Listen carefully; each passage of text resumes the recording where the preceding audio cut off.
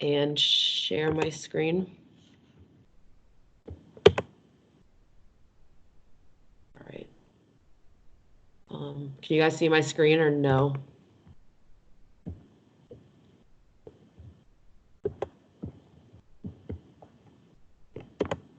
Can you guys see my screen? Yes. Okay, great. All right, so I'm really excited to talk to you guys today about what I've been working on. This is kind of the culmination of everything I've worked on from the TensorFlow Exchange back in September through now, and it's also my master's thesis project. So I'm sure you guys are all familiar, but mangroves are a type of wetland ecosystem that are found in intertidal zones of tropical and subtropical climates. They provide a lot of important economic and ecological benefits, including promoting biodiversity by providing habitats for flora and fauna. They can provide natural barriers to severe storms, and they also act as significant carbon sequesters. And as economic assets, mangrove forests provide wood for fuel and building materials to coastal communities. So despite the undisputed importance of these ecosystems, it's generally accepted that around 35% of total mangrove cover was lost from 1980 to 2000, with similar trends of loss continuing to present, although it varies spatially, of course. So the Food and Agriculture Organization, or the FAO, publishes something called the FRA reports every 5 years for every country that includes information on forest cover, including mangrove forest cover. And according to these reports, 5 African countries host 70% of the continent's mangroves, and Nigeria had almost 1 million hectares of mangroves in 2015. But really no information on the current status of mangroves in Nigeria exists beyond 2015 to present.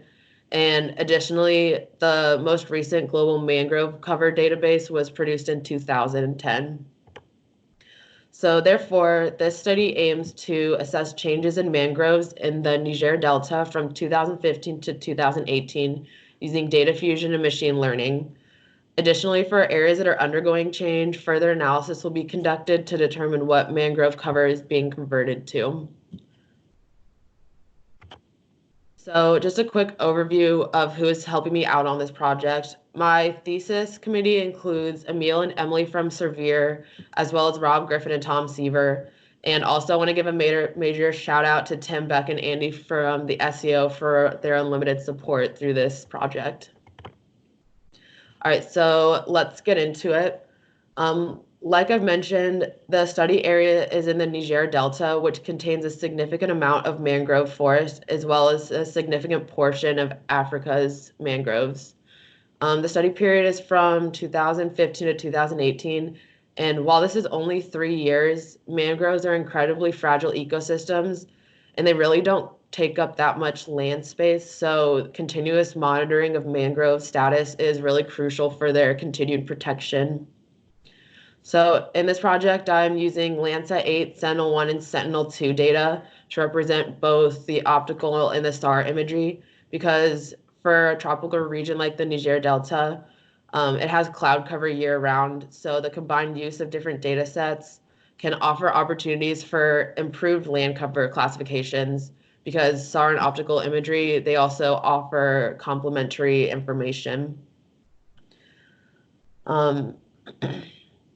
So in addition to these data sets, I also computed gray level co-occurrence matrix properties, or GLCM properties, for the VH polarization in the SAR imagery, and I also used that as input for the model.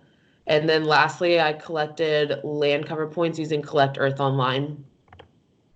So this is just a figure of the study area shown in red. It's in southern Nigeria along the coast. And here's a general schematic of my overall workflow. The boxes in blue were performed in GE, yellow in Collect Earth Online, and then green in Colab. So this process began with the collection of my sample points.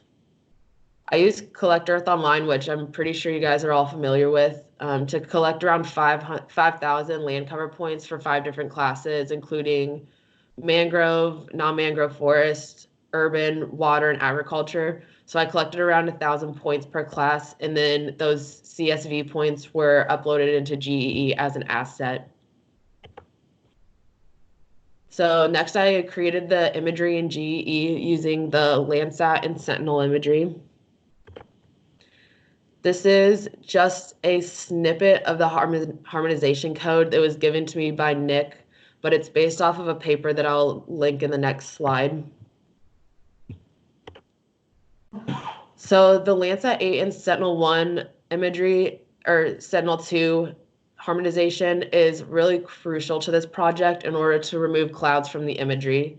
So here's just an example of a Landsat 8 composite compared to the harmonized project for the same study period of 2018. I'll link the paper just in case anyone's interested as well. So the biggest concern here was that you can see clearly these artifacts right here that I would assume are from compositing or mosaicing, but I'm going to address that further in a minute. And I just also want to note that once I created the Landsat 8 Sentinel-2 harmonized imagery, I also stacked the Sentinel-1 VV and VH bands to create a multi-band image. So next I calculated the GLCM properties in GEE. So this is really a simple task. It's just the texture variables can be calculated using this GEE function. And it results in an image with 18 different texture variables. So then I ran a PCA and just took the first 3 principal components and stacked it with the image. And then I exported that my final image to GEE as an asset for use in Colab. So finally, I built my DNN in Colab using TensorFlow. So here's just my really basic DNN model in Colab. I chose to use a DNN rather than a CNN because it's a pretty simple pixel-based classification problem. You can see that my model has 2 dense layers as well as a dropout layer. I chose to use softmax for the activation function because it predicts the class with the largest probability. So it's really useful for multi-class land cover problems and also for discrete data because it predicts an exclusive class, whereas the sigmoid function may be more useful for binary type problems. And then I used the atom optimizer because it's really easy to implement and computationally efficient. And then I chose to use categorical cross entropy for my loss function because I'm looking for, like I said, exclusive class predictions, and I'm also using softmax activation, so they kind of go well together. So if you guys have any thoughts or suggestions on possible ways to improve this model, or possibly with the selection of different optimizers or loss functions, please let me know. I'd love to hear any thoughts you guys may have. So lastly, the output from this model included a 6-band image, 1 for each land cover probability as well as a prediction band. So here's the results for my mangrove probability, with white pixels having a higher probability of being mangrove compared to the black pixels. And here's just a satellite image from GEE that shows where mangroves are in relation to the surrounding non-mangrove forest. So as you can see here, this forested area that appears lighter than this darker forested area, these should all be mangroves, and then this is the surrounding non-mangrove forest. So, so far the DNN is producing promising results. And then here are some resulting images with mangroves shown in red, non-mangrove forests are shown in green, and then water is blue, of course. I also ran this code multiple times with multiple different inputs. I tried running it with added spectral indices, but actually got worse results. So that's when I decided to try out the texture properties with the SAR imagery. And here's a comparison of different runs with and without the texture properties added. So without the texture properties, there are clear artifacts in the image, like along here from the input imagery where there were lines in the image due to, I don't know, maybe something with the compositing or mosaicing. And this clearly impacted the outputs because basically your output is going to be, as great as your inputs are. So maybe with that less quality image, the outputs won't be as quality as well. But when I added the GLCM properties for the input imagery, the effect seemed to be removed. So I'm pretty happy with these results so far, but of course there's always room for improvement. So just like a little bit of background on the design. All this work has been done on the cloud, mainly in GE and Colab. And I've been saving all my work in my bucket as well as GE. And I've just been using a standard GPU to do this work. So overall, there have been some major issues with this work. Like I said, the first issue I ran into was with the artifact in the input imagery, which of course impacted my results, but that issue kind of seemed to be resolved by adding the texture variables. And then another major issue that I'm having right now is with the 12-hour timeout that Colab has. So I tried to run this code for the entire coast of Nigeria, and it times out after 12 hours. And this happens on the step when I'm converting the patches to TF records. So some ways I've thought about mitigating this issue would be to either host the model on the AI platform or try to simplify my input data somehow. So in the future, moving forward, I definitely want to figure out how to scale this up to run on the entire coast. And then I definitely plan to run it for multiple years. And then that way I can conduct a land cover change analysis using image differencing to see mostly if mangroves are changing in this area. And then if mangrove cover is being lost, trying to see what kind of land cover it's being converted to. And then lastly, I've been playing around with a code that Biplaw shared 2 weeks ago for the UNet model, and I really want to be able to figure that out. I think that that might improve my results as well with exploring how patches do for the mangrove classification. And then here's a link to my collab.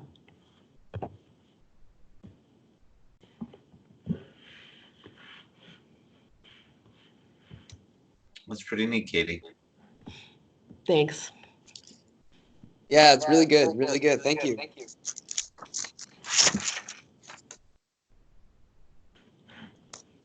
Let's open it up to general questions.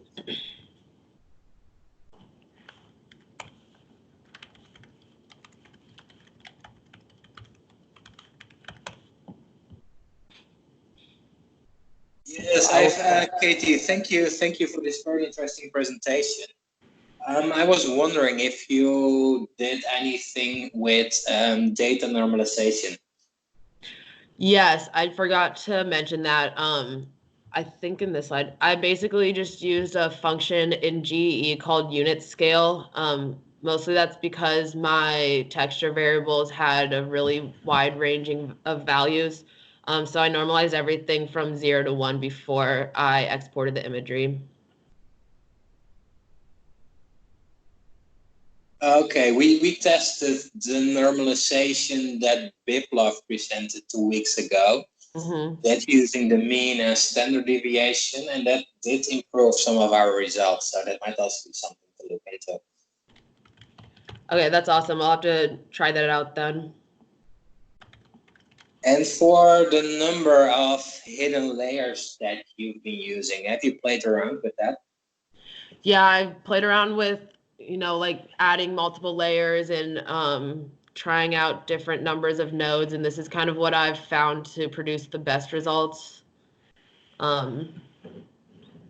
Yeah, so I've, run this a bunch of times and added different variables and whatnot, and so far this is what has worked the best, but I definitely want to improve or continue improving. Okay, and you mentioned you've used or tried different indices. So what indices have you used? I tried different spectral indices, like NDVI and NDWI, all those.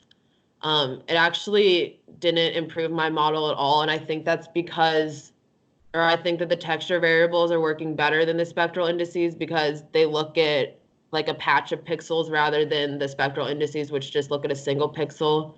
So the results are still showing the artifacts.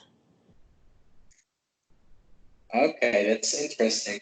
Mm-hmm. Because we have similar experience using different indices, and usually it makes the result worse. With the spectral indices? Yeah, so we started off by using maybe 50 different bands. Mm-hmm. But in the end, we ended up using mostly just the normal bands without any indices, and those results were the best. Yeah, I found the same thing actually. I think I had 18 bands originally, maybe when I presented for AGU, but I ended up not using them because my results weren't as great without them as without them. Katie, when you did your sampling, were you like were they patches or were they points? They're points. What would happen if you switched them to patches? That's what I'm working on right now with the UNet. I might need a little bit of guidance on that, but I think that those results would be pretty promising. Well, maybe not even with the unit. What if you did it just with this? Like kept the same code that you have now, but instead of training it with points, train it with patches. Would I have to switch to a CNN? Or can I do that with a DNN? You can do it with anything. It's just the way you're sampling. Something to try out. Yeah. I think that will also improve your points because you're just going to have that many more dimensions of variability for each element, right? Mm-hmm. And then that's kind of interesting. So both of you guys are saying that if you add indices, it makes your results worse. Is what I hear you guys saying. Is that correct? Yes, for the pixel-based classification. And then Ate, is that also true for the what's it called? Is it also true for the UNet? We haven't tested that extensively, but that's something we found out very quickly. It's that reducing the amount of information in terms of indices works better. Yeah, no, because what's interesting, I mean, if you like read what's going on and you talk to other folks that are doing this, they, at least for like the UNet with patches, the opposite is true. Is what they're reporting. So like it would be kind of interesting to dig into this one and see, let's formally look at this and see whether or not we can create a rule of thumb here that makes sense. Mm-hmm. Yeah, I think it might also be due to normalization. Yeah. So once we add normalization, the results might improve. Yeah, well, we should be doing that anyways. That's good common practice, right? Yeah. And maybe that might be one of the results with the indicators. I don't know. And like when we normalize, are we normalizing from like -1 to 1? Or are we normalizing from 0 to 1? We use the mean and standard deviation. Yeah, but what are the oh, so we're just taking the mean and the standard deviation. What's the range? Is it like whatever the the range should be around 0. 0 to 1, right? Yeah, you want kind of a normal distribution. Yeah, but around 2. I mean, this is where like other people are having, like you see here people having conversations around like, well, that range should go from like -100 to +100, or for everything, or -1 to +1, or 0 to 1, and each of them have slightly different impacts. That's I don't a know. good question. What I understood is that all the bands need to be in the same range. Yeah.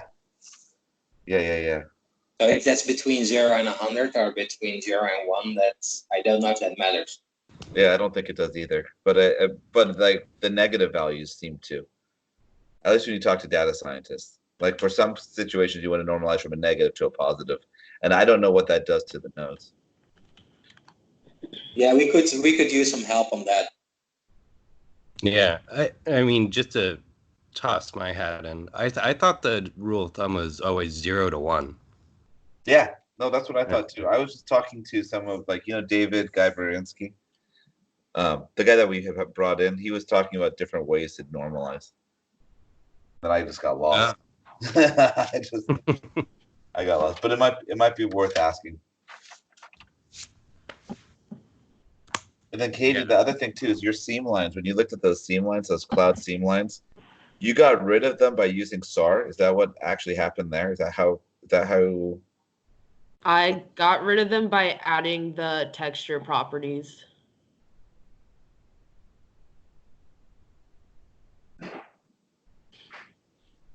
Oh, but to that same base imagery, to that same harmonized product.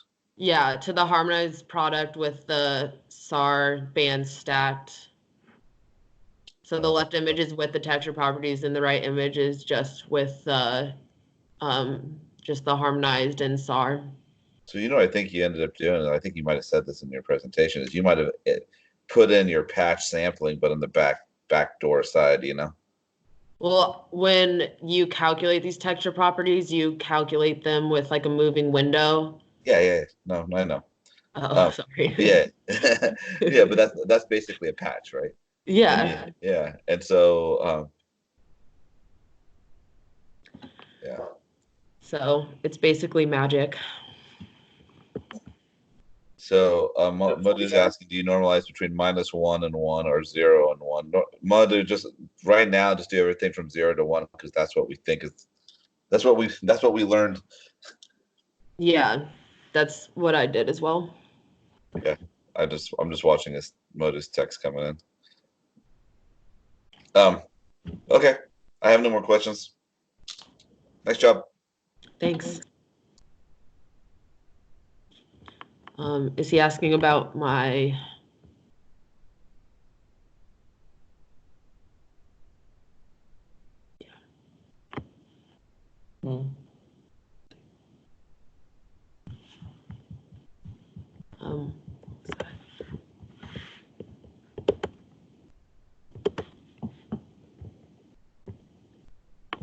You guys have any more questions? So is his question, just trying to field his chat. So sigmoid, I'm going to your slides again. You use, he's on the slides too. So sigmoid, softmax. I guess we'll pause for a second as he adds his thoughts. Okay.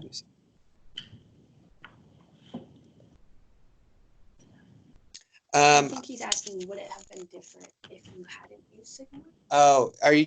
Yeah, maybe that's Helen's saying that maybe you could try switching out that sigmoid With as you're ReLU? playing. Yeah, with ReLU. And see if it's any different. I think does ReLU drop? What does it do? Drop anything below 0? Yeah. Okay. Which I shouldn't have anyway, but yeah, I can try it. Just one more run. Also, I want to say, doing 1,000 or 5,000 point sampling. Let's not minimize that amount of effort that went into that. So that was pretty great. Okay. Well, I also collected 10,000 for Nigeria, so if I could get that model to work, that would be great. Yeah. And I really loved the slides you had about building, quote unquote, your input variables and kind of talking about that. Often that's kind of overlooked. And if you I know you already chatted about it, but I just was writing down what are some of the other stumbling blocks that you ran into for creating some of those input values. And I guess the idea for the working group again is to come to some sort of synthesis of different methods across all the hubs. So if you've got some sort of idea that you can share to us, and so maybe not write up a guide or anything, but just rules of thumb for even using something like GL, CM going forward for other people to employ. Okay. Yeah, definitely have some thoughts on that. And Ate basically asked all the questions I was going to ask, so that's great. So we've got a little extra time, and I've got a little bit of homework to talk to Nick. I'll reach out to Mekong and HKH about finding a good time for having a conversation about impervious surfaces. Also, I'm going to employ again the folks from West Africa to write up what their problem statement is, and we can all collectively maybe spend this last 21 minutes that we still have to kind of workshop the problem. So feel free to, specify again what you guys need. And then I'll also follow up with folks from Amazonia about their presentation in 2 weeks' time. So do we have any other major outstanding things?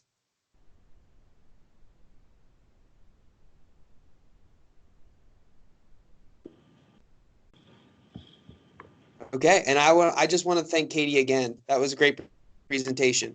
Thank you so much. Of course, happy to share my work with you guys. All right, I'll see you guys in 2 weeks.